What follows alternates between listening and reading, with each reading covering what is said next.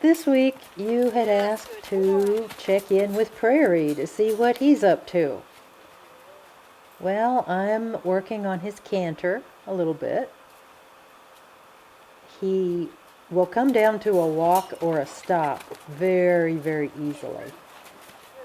And if I do a few repetitions, he'll even do canter from walk, as you've already seen. Unlike Samba, he will come back down very easily. Probably because he's so lazy. Good boy. So that's just a little bit of that. I might as well work on that while I'm working on other things. And whenever I get stuck and I can't figure out why he's not getting it, I go backwards. Back to the basics. So I'm asking him to soften a lot. I'm trying to get that softness through his neck. Before I ask him for anything, we're working on staying soft a little bit. I'm doing the overbending with him, asking him to really bend his neck. He could have done more than that. He was kind of faking me out there. Rubbing the muscle knots. Just doing all this routine stuff that we've done a million times over the years. And I'm going to really ask him to be soft through his body. That's my whole game plan here. Everything he does, I want him to have his neck in the proper position. Here I'm asking for turn in, and he kind of steps behind instead of stepping over in front. But other than that, that was a very nice turn in. And here, again, I'm asking for this softness before we do anything. I'm going to ask for a proper turn in this time. And that he does.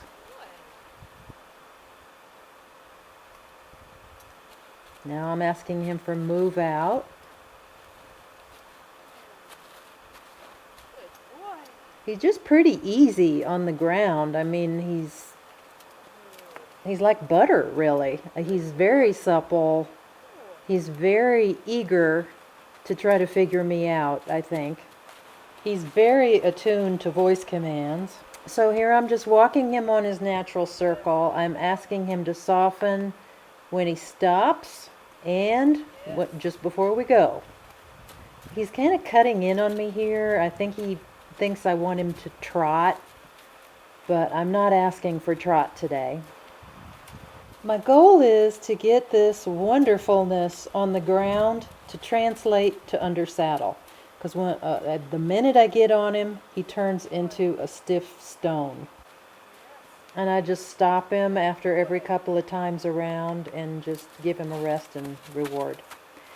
So here I'm asking for some trot in a little bigger circle. I don't have him on a lunge line. When I try to trot with him in hand, he has trouble with that.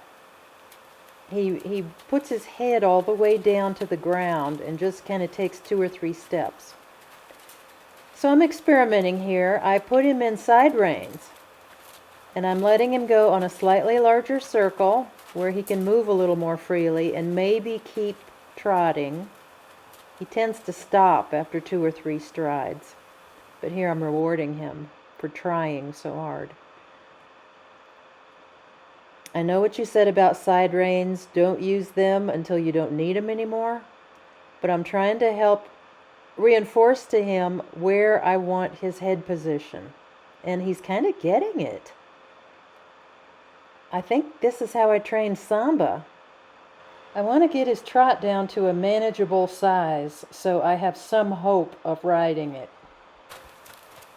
Okay, I just had to show you a little bit more of Samba's progress on the canter here. This is going to be a short video, but I did want to give you an update on how she's doing. She still has her moments when she's quite dramatic,